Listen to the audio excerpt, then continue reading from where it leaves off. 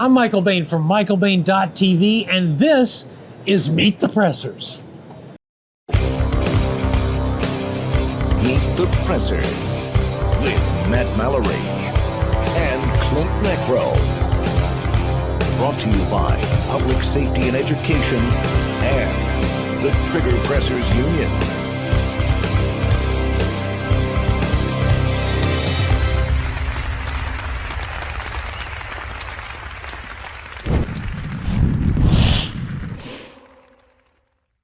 Meet the Pressers is brought to you by Mantis. Mantis X helps shooters suck less. Next Level Training, makers of CERT training products. Henry Repeating Arms, made in America or not made at all. XS Sights, fast sights in any light. Meet the Pressers is also brought to you by these fine companies, shows, organizations, and our Patreon members. Thank you. Welcome to Meet the Pressers. My name is Klint Necro, and this is my esteemed colleague, Matthew Mallory.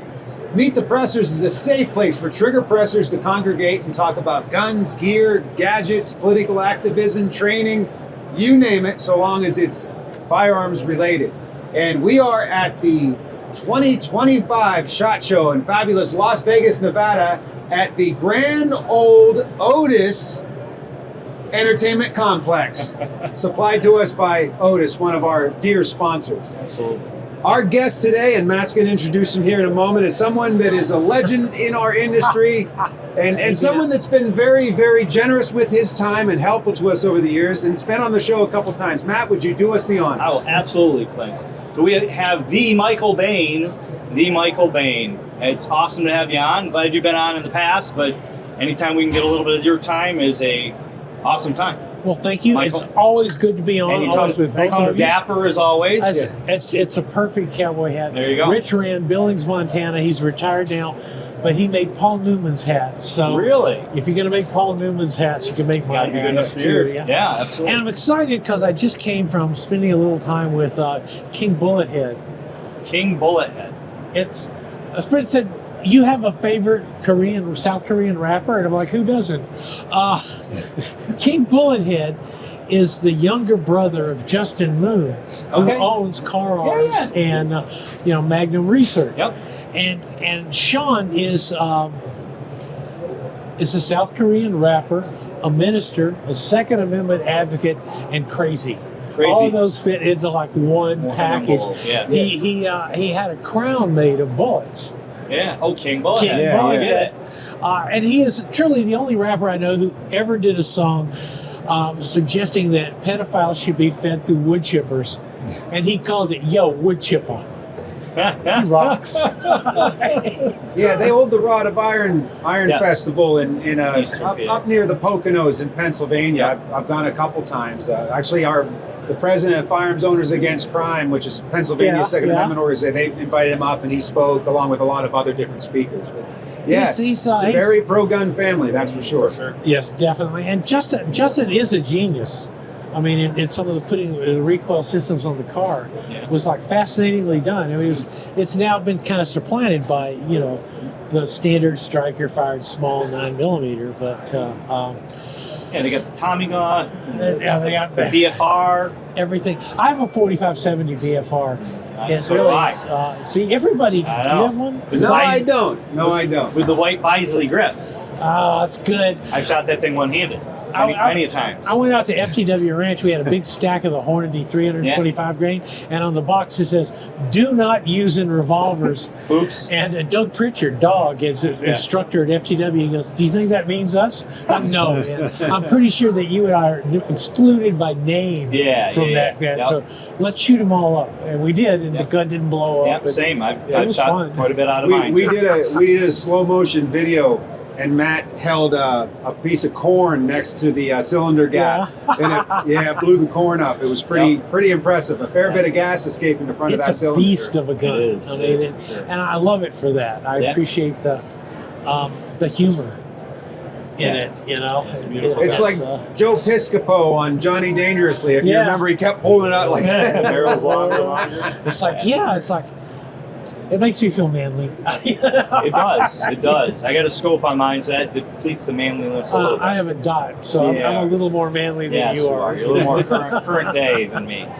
Yeah. Scope. Give me a break. Actually, though, we talked to, Retone Optics, Okay. and myself and Shane John to convince them to do a new handgun scope. And we have like an agreement in principle with them to knock off a 2-7 handgun scope, which, there hasn't been a new one in ages. And we were both like, why don't you do this? This would be cool. And he goes, okay. So I'm like, well, that was easy. Now, do we have some money? We're consultants. Yeah, there you go. I don't know if you know Shane, but he's a fascinating person, great handgun hunter, retired as a tracker for the Border Patrol. Ooh, we So I need them think more you now. guys- That's interesting. You shouldn't have retired. Yeah, I think you guys know what it takes to be a tracker Yeah. for the Border Patrol. Yeah. But a super guy. So But he has some interesting stories. So out of all the guns that you've shot, I don't know if we've ever asked you this. What is maybe we did. What is your favorite, or the one that you that stands out to you? Like all the guns in your time that you dealt Yeah, with. you've probably shot 2 or 3 at least, huh? I think possibly. It sort of depends. If you're going from like sheer emotional impact, the 1911 my father carried in the Pacific. Oh, yeah. That was his. That's my only legacy. All of his other stuff went to other people, different families and stuff. And the only reason I ended up with that gun is I said, I'm taking this. And then I loaded it, racked it, put the safety on, and said, anyone have any problems? And everybody's like, no. Yeah. No. I said, thank It's you. yours. It's mine. It's Yeah, my for father's. sure. By Man, rights. when it's you mine. said sheer emotional attachment, I was like, "Where's he going with that?" And when you said that and told that story, I got a little weepy there. Yeah. That's Well, it's he never talked about it ever until his like deathbed, and he was only briefly in the Pacific as an air traffic controller, early air traffic controller, and everybody went, and he literally on his deathbed he said, I was on these islands and I killed people, and in a sense he was one of those guys that he never 100% got back from the war. He came home and went to college and married, did cheerleader and all that. But part of him never made it back. Yeah. And, I really didn't understand that growing up. You don't actually understand what the problem is. You assume the problem is you. Is like, sorry, this is what you got, But later in life, we kind of reconciled and around that. I wrote a story, and it's probably the best story I've ever written. I've written a couple of stories, 20 some odd books, and God knows how many magazine articles for magazines. But I wanted to write a story about my father, and I wrote it, and I never sold it. And it's on my website. It's at michaelbane.tv. You can find it. It's called My Father's Gun, and I wanted to essentially talk about my own, what I think of as initiation into gun culture with my father and my uncle, Awesome. shooting a 22 in my grandparents' front yard in Mississippi, shoot at the base of a tree, bang, because you could do that. Yeah. The fact that it faced a road, nobody actually cared. Like, Right. well, that's okay. What's the worst that can happen? You could just shoot a bunch of peckerheads. No, it's and then on with kind of the way that my life went oddly. And I think a certain amount of my own fascination with guns was because my father was a hunter and had these guns that were his guns. Yeah. And somehow I was like one step removed from it. I look outside the window, it's Phil Schreier. He's really weird, but he knows more about guns than I do, and that's a really relatively short list of people. Yeah, for sure. But yeah, so I wrote the piece on it, but that gun had some emotional import to him, Yeah. and transferred it down to emotional import to me. Yeah. For sure. And I have a certain affection for my first big revolver, which was actually the first one I got was a Colt New Service, Okay. as new in box, 7.5 inch in 3840. I didn't even know what 3840 was, but it was the only one I could afford. So I figured I'd learn, and so I get this big gun and everything. And it's funny how those things like work weirdly. is I got this gun and I learned how to reload 3840 and I loaded it to 41 Magnum specs and it was yeehaw! It was a screaming thumper, you know. And so one day I was writing for Country Music Magazine and I'd read that Hank Williams Jr. had fallen off a mountain and he wouldn't see anybody anymore. So I got in my car and I drove to his house in Alabama. I got his publicist to give me his address in rural Alabama. Okay. I showed up at the door. He said, "I'm Michael Bane. I'd like to interview you." And he goes, "I no longer do interviews, period." I said, "Okay." I said, I guess I'll go shoot this 1,000 rounds of 3840 all by myself. And he goes, "You got 1,000 rounds of 3840? I said, "And a Colt New Service 7.5 inch." And he goes, "Come in." And basically, he and I just sat out in his backyard and shot guns. Wow.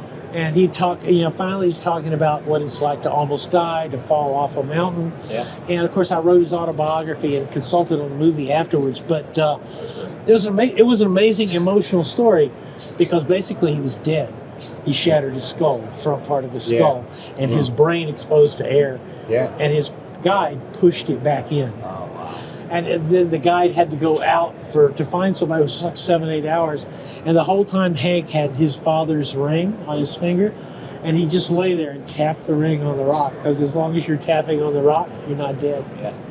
And it's like, to me, that was an amazing story. Yeah, he was kind of, as teary and because it meant so much to him. But, I mean, we related through the guns. And I later I couldn't resist it. Dirty Harry, I got a Model 29, and I had to put it on layaway, pay it off over 6 months, because I couldn't afford it.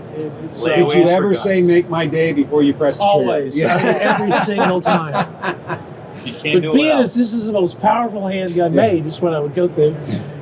Feel lucky, but I'll bring that up a lot of times, and I'll say, "Hey, there's one thing from Dirty Harry that is sage advice." And like, anyone remember Dirty Harry? And people will say, and I'll say, "Now let me say this: if you do anything Dirty Harry did in the movie, you're probably going to prison." Yeah. But other than that, but a man's got to know his own limitations. That's right. I think that's wise advice. We need to know thyself. It's a great line. Yeah. I mean, and it was written by what's his name, who did Red Dawn.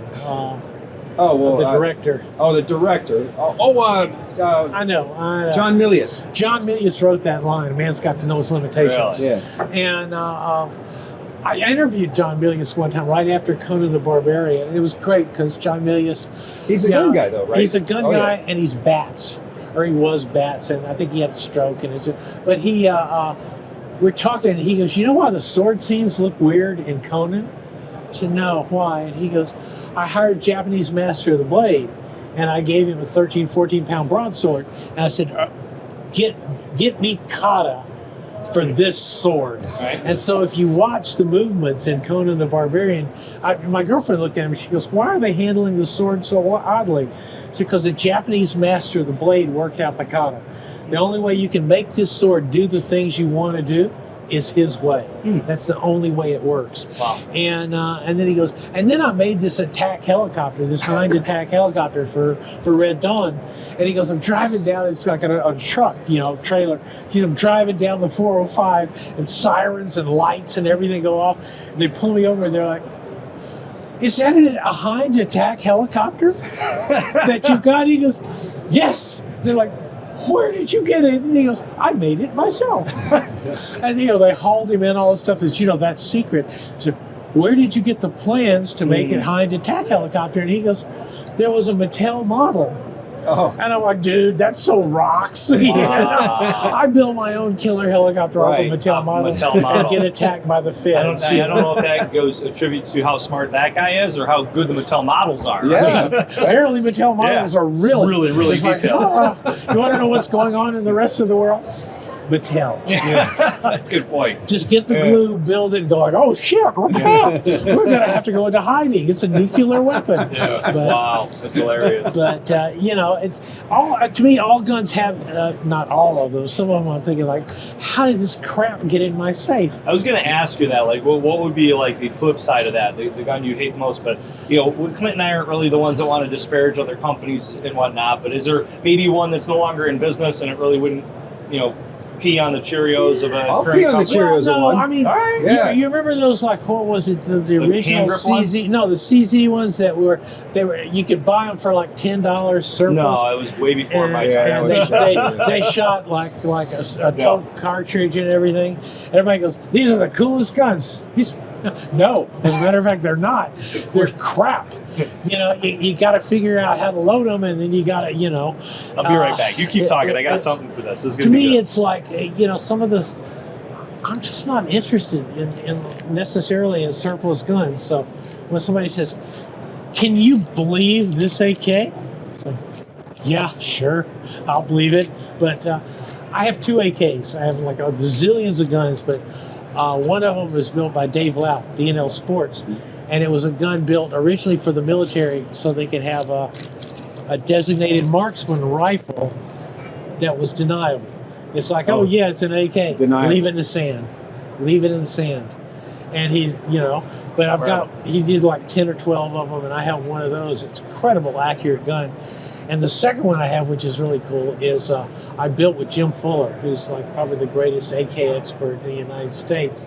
Is Jim and I built it, in his shop, and I'm doing the rivets Did and you everything. build the whole thing, or was it a demilled one that you rebuilt? No, we built he had a receiver that he folded up, but we built the whole thing from there. Okay. And Jim is such a perfectionist and such a master of the AK.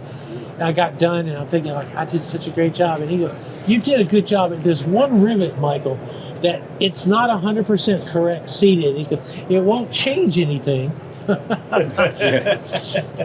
Oops! I dropped it. You got that, Clint? Yeah. I get Give me another I I'll get get it. another one. All right. So But he looked at that one rivet and he goes, "I can't look at it. I can't." And it was under something. He goes, "When you leave, I'm gonna drill out the other rivets, take it apart, fix the one rivet, and put it back together." And I'm like, "Okay, Jim." But in addition to making AK-47s, Jim builds incredibly meticulous models of World War II stuff. He's built a bomber and everything, and he goes, "Look in the cockpit, and you can see that I dirtied it up, so it actually looks like it just landed." Wow. So I'm like, That's fascinating. "You're okay, Jim. You're crazy, but you're fine. You're a good like good those friend little- of mine, It's if like you those look little- in, do you see a little tiny Person pinup moving girl pasted on the side of the You wall? probably do." But Jim was- Itty bitty itties. when he talked about how I wanted the seats to look dirty and worn. Did you say itty bitty titties? I said itty bitty itties. Oh, I was She's really cute but small. If you remember Gulliver's Travels, the Yeah. original, there was a lot of like weird, kinky little girls in there that when they turned it into like a Disney movie thing, they disappeared, which is sad. Oh, goodness. Kids grow up thinking like, oh, it's just some fairy tale. No, get the hot chicks, little bitty, like 4 inches tall. So you're talking about the micro small diatribes or whatever they are, right? You think about those big cities or the train sets. dioramas. Yeah. Diatribe's a whole other Yeah, thing. right. Contract is, I do those. But those whole little cities they built for train tracks and all Yeah. that stuff. Like when you said that, look inside, it made me think. I appreciate stuff like that. Yeah, it's neat. The intricacy of it's it. also a level of crazy I appreciate. It's a level of detail. It's like Yeah. it would drive me nuts. I'd be like King Kong, raw, and crash that stuff after I get halfway into it. It would drive me nuts. I have no attention to detail, none. I'm my girlfriend says, "You're the big picture person." I said, I have the attention span of an 11-month-old. It's like, look, Yeah, but you arrived here 3 minutes late. That's pretty good for me. I was going to say That's a pretty dang borderline good. miracle. You're like, I'm late. I look down. I'm like 3 hours. No, if my sweetie was here, I would have arrived exactly on early. time. But she's a lawyer, and they're that way. Well, they have to be very meticulous time Yes. because they're charging for Right, every they're second. charging you every second of it. And they keep records because the law says they have to keep records. Yeah. And All it's, right. So we tried something earlier with another guest. We want to ask you a few questions. It's thumbs up or thumbs down. okay. All right, so I All gotta. right. So all right. we'll start with one. Ready? This is Okay. the first one, and you can add one, Clint, and you can put one in yourself. And if you got any, Dave, chime in. So, press checks. Press checks.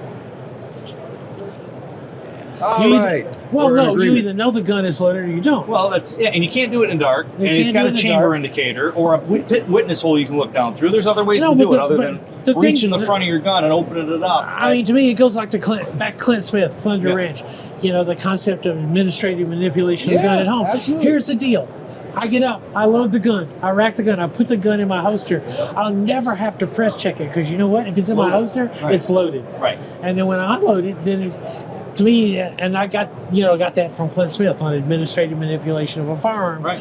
And you pull a press check at gun sight, somebody hit you in the head. Well, my Donk.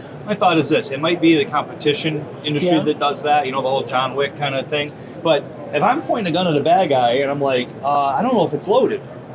Oh yeah, it's loaded. Or you do a press check and then be like, bad guy, where'd you go? I'm going to tap bracket and make sure right. there's something in there. But Or just take my hand off. I'm still looking at the bad guy and reaching. Oh look, chamber indicator. Yeah, it's Feel it, loaded. yeah. Or it's not. Now yeah, I just, from a practical standpoint, I've seen more people on the range Yeah. put their gun out of battery. Right, because they Right, do 'cause it. they're Build that playing around. Not to mention unsafe gun handling in a Put lot your of, hand by the muzzle. cases too. No. Yeah. Well, I had a private student last week, and she was shooting, and she was doing pretty well.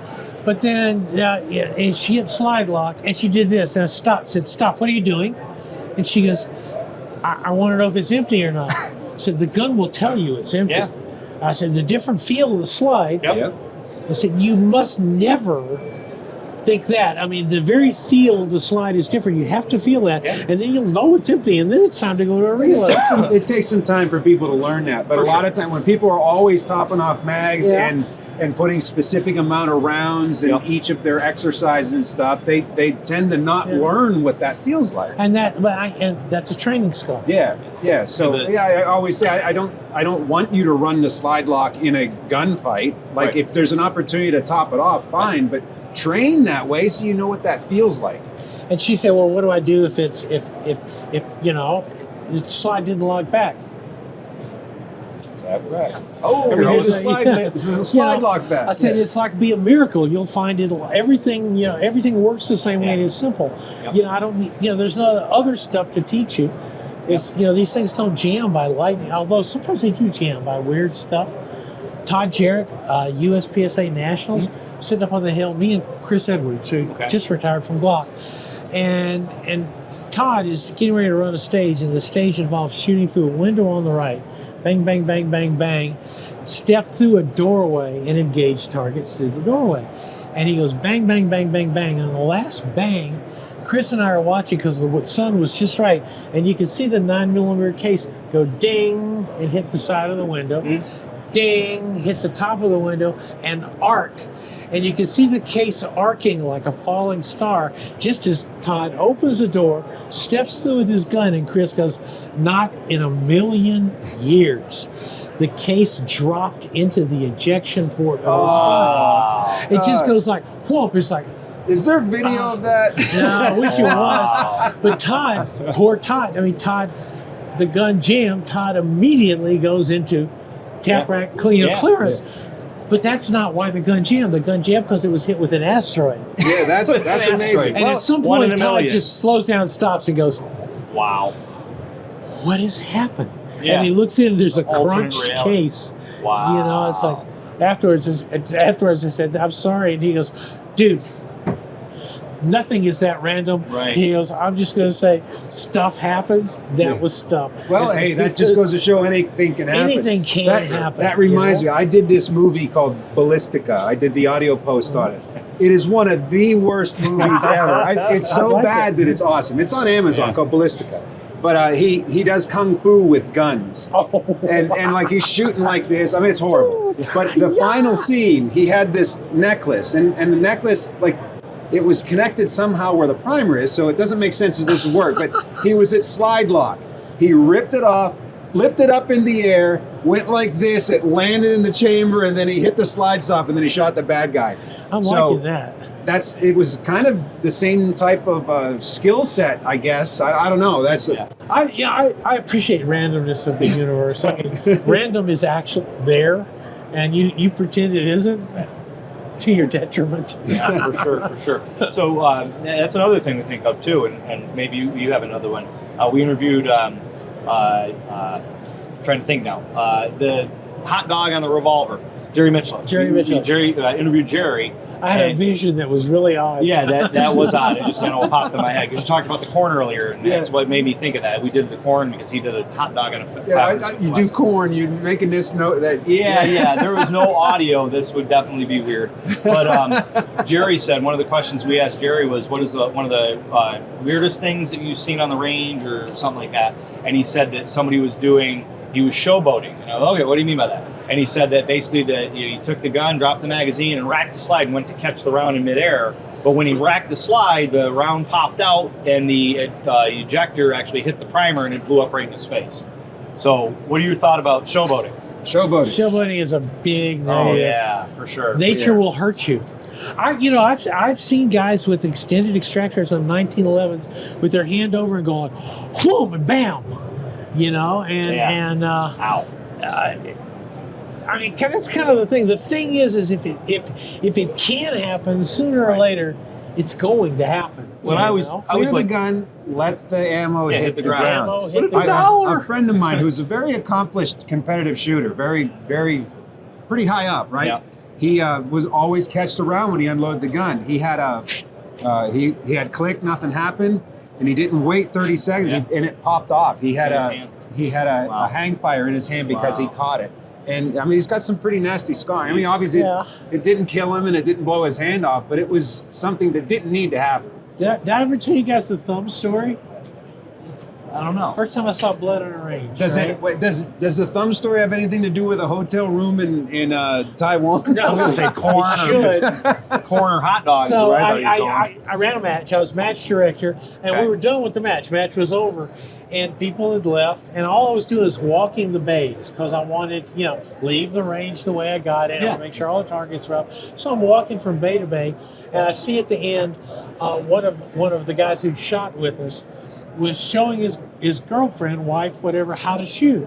And he was always sketchy. He was always a little shaky. He's a Coast Guard guy. Yeah. Always a little shaky. Maybe, I don't know, his Someone boats. Coast Guard. But I'm watching him, and to me, the situation had reached a point where I did not think the situation was safe. And so I kind of sped up and I said his name and said, stop, halt. And he looked at me and he goes, the match is over. It's not your range. And I'm thinking, okay, I'm walking toward him, and he's fumbling. He's got a 1911, and I know he shoots ball really hot, and it's right here, and it goes bang, and it punches 230 grains straight, square through the middle of her finger. Now I'm running. Yeah. I'm running. I'm thinking, no more halt. And you could see her throw her hand up. Her hands went up. And the second shot went off, it was bam, and it shot her thumb off. Oh my gosh. And then she threw the gun up in the air, and I'm running, watching the gun, thinking, I'm so dead. It's going to hit the ground, it's going to point it at me, it's going to go bang the third time.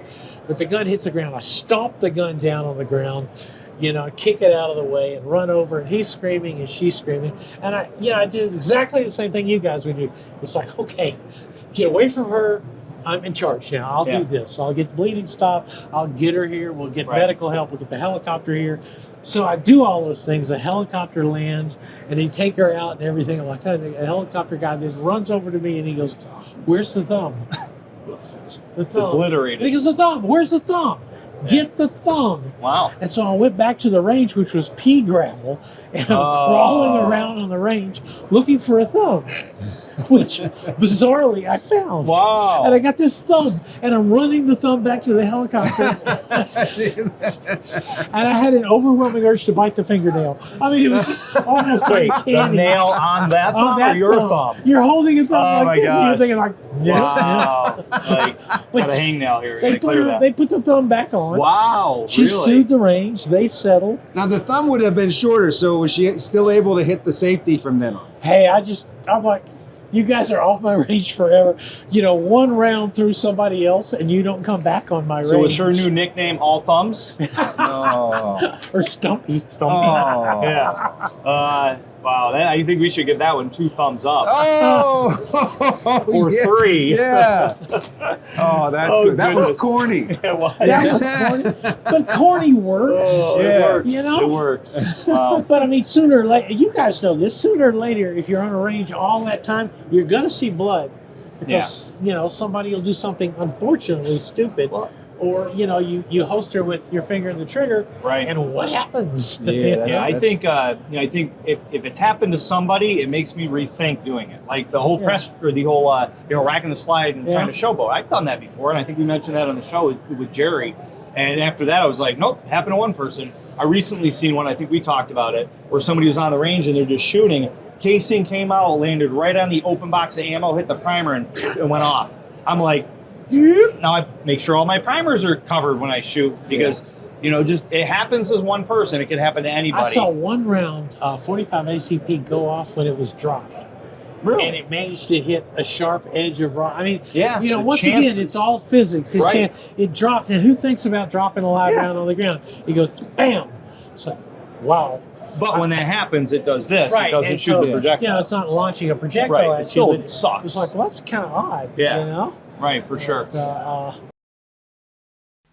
Hello, my name is Klint Macro, co-founder and administrator of National Train a Teacher Day. National Train a Teacher Day is a grassroots movement of volunteer firearms, safety, first aid, and defense instructors that offer free training to teachers, school staff, administrators, and those that work with youth in a leadership capacity. We do this every year on National Train a Teacher Day. This year marks the 8th annual National Train a Teacher Day, and we'll be observing it on Saturday, June 21st, 2025. That's Saturday, June 21st, 2025. Over the years, hundreds of volunteer instructors have trained thousands of teachers, school staff, administrator, and those that work with youth in a leadership capacity. If you fit that bill, or if you know someone that does, we encourage you to visit or have them visit the website, which is nationaltrainateacherday.com, and connect with a local instructor and take advantage of this fantastic free training opportunity. We'd like to thank our volunteers, our partners, and our sponsors for helping make National Train a Teacher Day a success each year. But most of all, we want to thank you, the teachers, school staff, administrators, and youth leaders who take the time to empower themselves with information to better protect those that they educate, and that is our children. Visit the website, spread the word, and we will see you on National Train a Teacher Day, Saturday, June 21st, 2025. Thanks.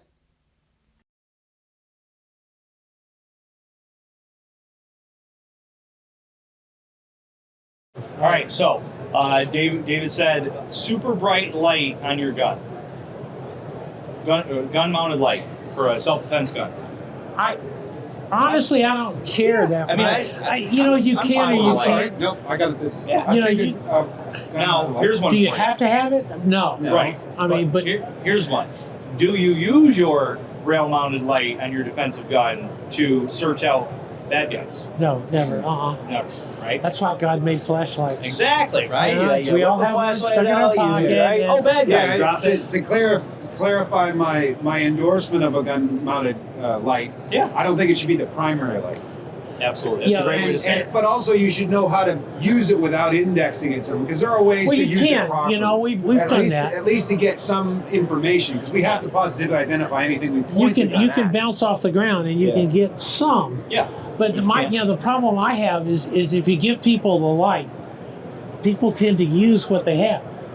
Yeah. That's You true. know, and Yeah. and to me, I mean, I've seen it with cops. Yeah. It's like I got a light on my gun. I'm gonna turn the light on my gun, and there's my dog. Exactly. You know? Or a rifle with a scope, and you start, Yeah. oh, look at that deer, oh, that human, and you just muzzle It's- somebody with a loaded you gun. sort of do stuff like that. And Right. that's the only reason I would say no. Okay. Right. Is I've seen people say, well, I forgot my mount. I forgot the light in my pocket, but I got the light on my gun. But they don't. Yeah. Yeah, I had a new student tell me, she goes, I took another class and they showed me how to hold the light down and, index it at the ground and do it. I said, how long was class? She said, 4 hours.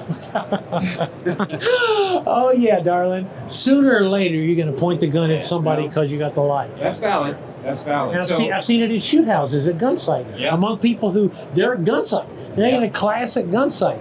And there's that momentary loss of, I can't see. I can't see, and, Sure. and the you know light you have a goes light on. there, yeah. Well, and it goes back to the repetition. If you're And, using that light on the gun. body's natural reaction, most likely to look down there as Yeah. opposed to anywhere else. Arms at full extension are a very likely thing to take place in a stressful situation. Or you're in a really stressful situation, you got both hands on your gun, You're you don't most want to likely let gonna- those yeah, you don't go. wanna let them go, There's a right? certain clutch factor of like, Yeah. I got the gun, I got the gun, I got the gun. Where's the flashlight? Flashlight's in my pocket. That's Flashlight's on my interesting. belt. I never thought of it that way, which is ironic because these reasons are all things that I teach in all of my classes. Right. I'm not sure yet. You know? Thank you. I appreciate No. that. It's all funny games until you're walking along with the gun. That's mounted exactly it. And blind yourself in the mirror. You know, it's even time, you know, Or shoot the mirror because you think it's a bad guy. you know, anything that operates off your trigger finger, if that's where you're Yeah, you know, like where the light is. ideally is a pressure switch, but Right. you know, anything that lets your trigger finger drift around down there, certain holsters by companies we'll never name. Yeah. You know, why don't you just use your trigger finger to push the button?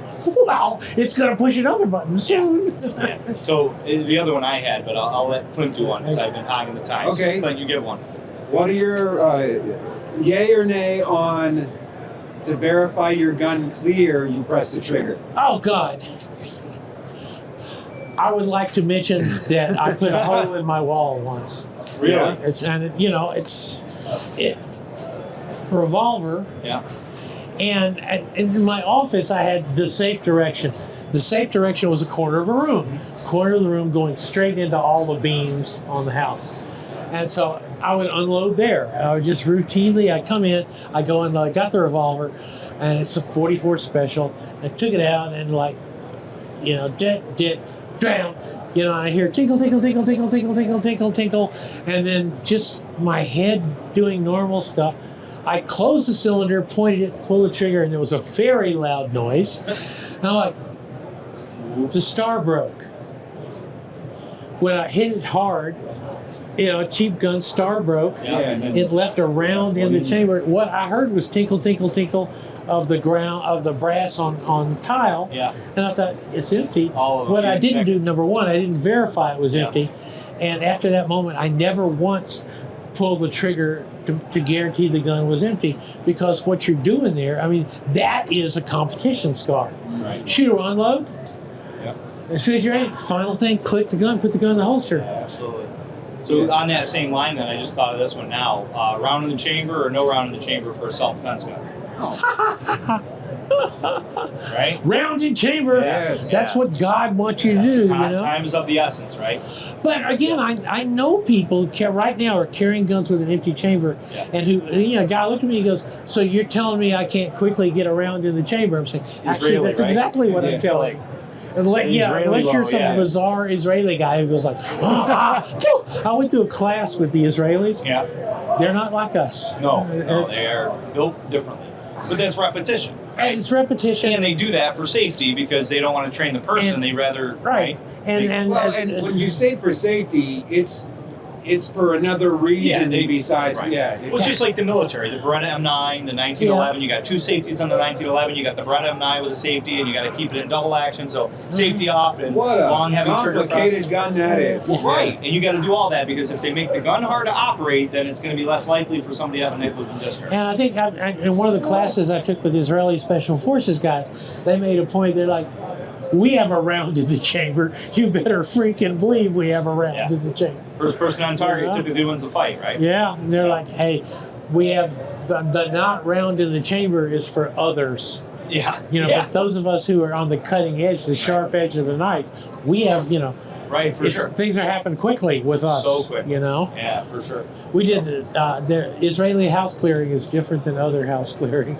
It's Yeah, I can imagine. and I understand it. I mean, if you're at war all the time in this, and you look at October 7th, the horrific war. That's the one thing that shook me as far as what, you know, having a baby, stepping on babies' heads and putting babies in Yeah. microwaves. You never thought you'd see It's, something it is, like that. it is a fact that there are truly evil There are people. monsters. Yes. You know, there Something- are monsters. Something I came up with after that in my class, I was talking to students, and I said, we live in a civilized world, but not everybody in the world is civilized. Right, and you see that in the gang members that have been allowed in the United States. The standard, you thought the cartels were brutal, Right. until you like see Venezuelan MS-13, gangs, yeah. and then you see the Venezuelan gangs, Yeah. and you're like, Holy crap, they're off. I changed, in fact, some of my like home defense stuff is that I have and it's like not the world's, you know, you might not call it, oh, it's a great gun. It's like a Rock Island Army semi-auto, not a shotgun. Yeah. And it exists because it's got a magazine with 10 rounds of buckshot, 9 pellet, double up buck. And basically you can run the gun like screaming crazy. Its sole function is to send fire down range, and then I'll throw the gun down and get a real gun. But you can be pretty certain at that point that somebody's rattled. Yeah. You know, and it's you know, we're not beating around the bush here. I'm not aiming. It's not going to be a great shot. I'm simply going to lay fire. And, you know, then if you're still standing, then we can deal with shooting you with a handgun or shooting you with the AR. Well, we can use address our handguns to get to our long guns, yeah, right? you know, the long guns are all, you know, in the Superior firepower. bedroom. They're there. And because I live up in the mountains, you know, the typical long gun that I think of is to get to is Israeli Galil 308. And it's loaded with 178 grain hunting ammunition. What's the distance on that baby? How far you can, and what do you got your lines pegged out at? We talked about that. On the mountain I live on, every person on the mountain has a range card. Yeah. Or I think I told you the story I told you. There's a guy, you know, at a party on my patio, and the guy goes, "Wonder how far that curve is." And one of the guy there used to be a police sniper. He goes, "I don't know, but Michael does." "Michael, how far?" This is 528 yards from my office window. Wow. The guy's like, "Why would he know that?" Yeah. And the guy goes, "Never mind. It's things you don't need to know." Exactly. It's a need to know basis. You know, but I mean, the first person told me that every house should have a range card? Rob Pincus. Yeah. Pincus goes, "Every house should have a range card." I'm like, "God, Rob, that's really weird." And then I moved out to the country. I'm like, I have a range card. Oh, I know to the mailbox to the other side of the street. Yeah. I know what that tree is at, not the tree after that. And I did it after Rob said the same thing to me. It's true, Rob. You know, It's smart. Did I tell you about stopping ATVers on my property? It was great. You didn't use a shotgun. No, I didn't. Well, we bought this property and it had an old wagon road on it, and from the 1800s, and mining road, and ATVers used it, which I understand. Yeah. And so I put up a sign before we built our house. I'm like, "No trespassing. That'll stop you dead in your tracks." Nobody paid the slightest attention. Well, I thought signs worked. It does. And, you know, gun-free zone. I put a chain and a sign on the sign on the chain. Just got the chain. Somebody cut the chain. I went and got the ugliest, rattiest steel target I had. Shot the crap piece of steel. And I put a post in the ground there, put the steel target on, bolted it on, and ran up a wind flag. No one ever crossed the line again. Because I just put a little piece of wire across. Yeah. It's like, let me think this through. This is a steel target and a wind flag. Yeah. He can see us. And just We've like, got the snowmobile trail runs through our backyard, and we've had some coming through at like 1, 2 in the morning. And I told the organization that runs it, I'm like, "Listen, that's got to stop. Figure out a way, or we're going to close the trail." So I might end up having to put some steel targets on that trail too. Yeah, you'd be that's a amazed good how people, deterrent. even who don't shoot, look at it and go like, "Wow!" Yeah. It's like a little silhouette, and there's holes in it. And shooting range. Do not enter. Then we put up signs all around my property. There are signs that say, "Warning, this is an impact zone. This is an active shooting range. You are in danger." Caution, IEDs buried. I wanted to put mines up. Yeah, so yeah. it was Proceed like at your own warning. peril. Yeah, right. Exactly. Yeah. You make sure your life insurance is in effect. We had a guy that pulled a big game hunting tag. There's like one little piece of property that's BLM. It's a mining strip. So it's 2 acres and 5 acres. So, you know, that's really nothing. Right. It's just this weird little strip of land. It's not even worth the government selling. It's just, but a guy managed to pull a tag just in that strip of land. Wow. And, you know, he's got a big rifle and everything. And I went up there and I said, "Hi, can we discuss this? That's my house down there. That's my neighbor's house right there." And he looks at me and he goes, "Are you the guy on television?" I said, "Yes." He goes, "I'm sorry, I'll leave." I said, "Thank you." Clarified. You know, where's your shot? Yeah. You know, where's your shot that doesn't Hard to end be up on. in a house? Yep. Hard And it's to be like, on. "Well, I'll hit what I'm shooting at." We all say that. Yeah. You know, we all Until we say don't. that until we don't. Yeah. It Well, happens. if the you know? gun's moving when he presses the trigger, he'll hit what he's shooting at. Yeah, my house. Yeah. You know? It's a weird thing. Michael, Actually, Yeah. before, I want to say one thing. Go ahead. I wrote an article about a year and a half ago called Unpredicting the Unpredictable on the Square Range for Personal Defense Network. And you featured it on one of your shows. And I have to say I was very, very honored by that. It was a good article. I was very honored by that.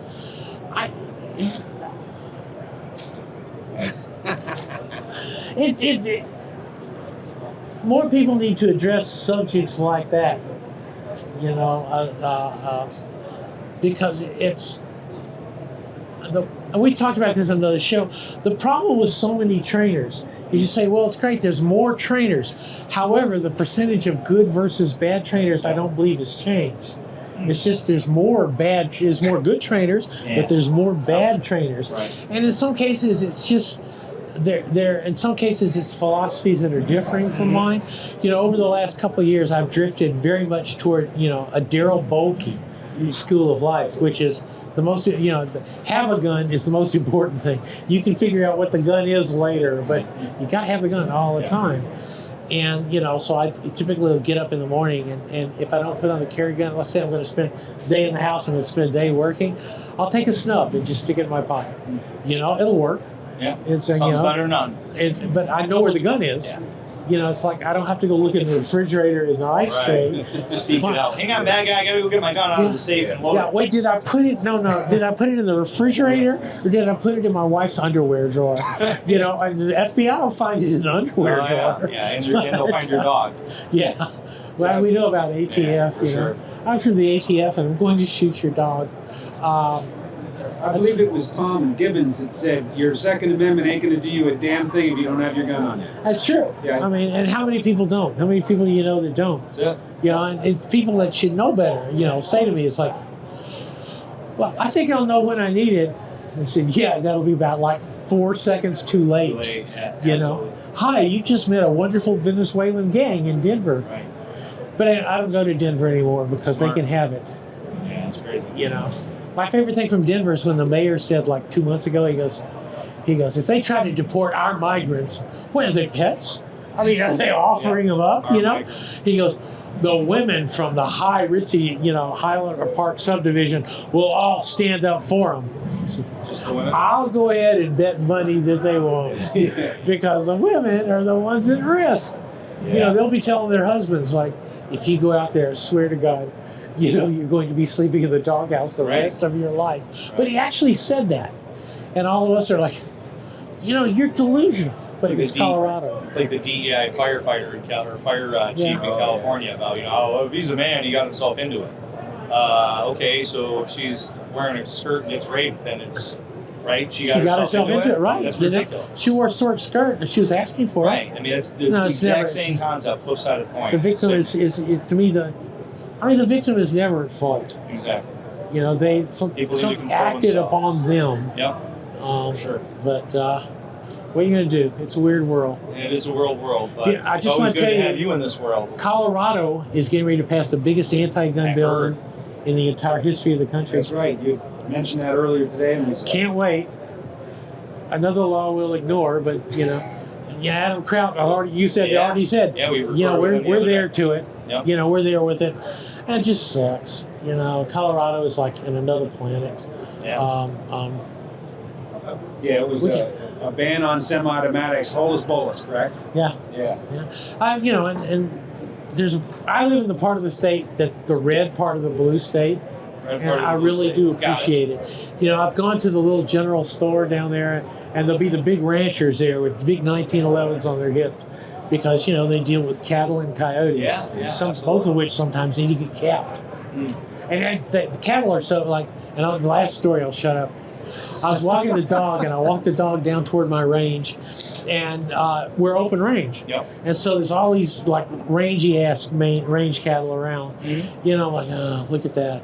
And Where's the beef? Yeah, one of them looks at me, and there's a mean-looking cow. I mean, it's got horns and shit. I'm walking my beagle, and she's going and the cow looks at me, and I'm like, I swear to God, if you take a step toward me, I will turn you into a freezer full of ground beef. And the cow went like, Cool. We've been here before. Yeah. You know, do not point the big funny looking thing at me. Right. So you didn't have beef.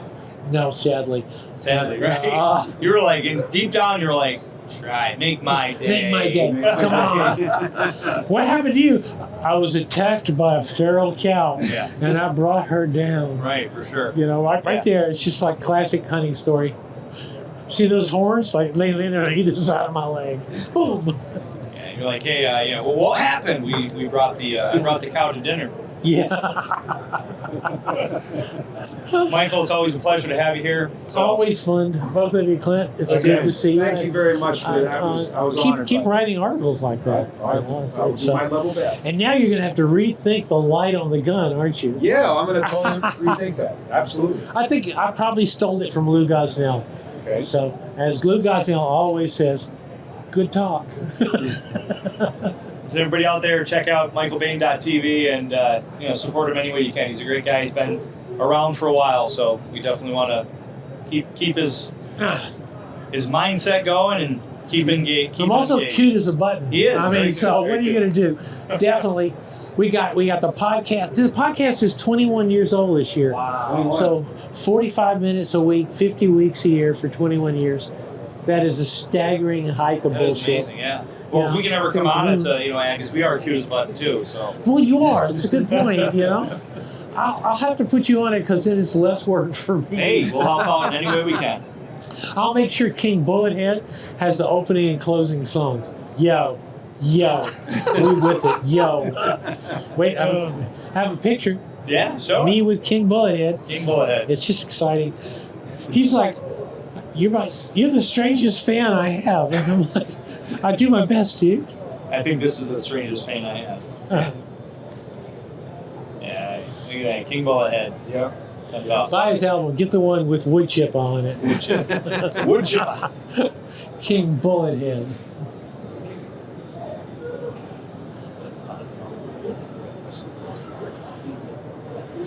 You're awesome. All right, thanks, guys, again. Thank you again. He's like, shut up. No, not at all. We'd stay here all night, but I think they're going to start kicking us out. It looks like they're turning the lights down. Yeah, it does kind of look Actually- like that, doesn't it? There's lots of sponsors that make this show possible, like Mantis, Next Level Training, like Henry, like XS Sites. Check them out and give them your business. Meet the Pressers is brought to you by Mantis.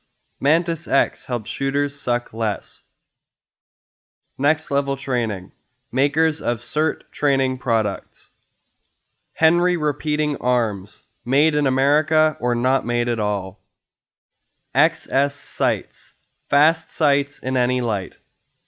Meet the Pressers is also brought to you by these fine companies, shows, organizations, and our Patreon members. Thank you. Thanks for watching the show. Make sure you like, subscribe, share, and click that little bell thingy so you know when the next episode's coming out. Support us on Patreon. Come to one of our classes. Host us to come to you and do one of our classes at your location. And until next time. Adieu. Thank you for watching Meet the Pressers.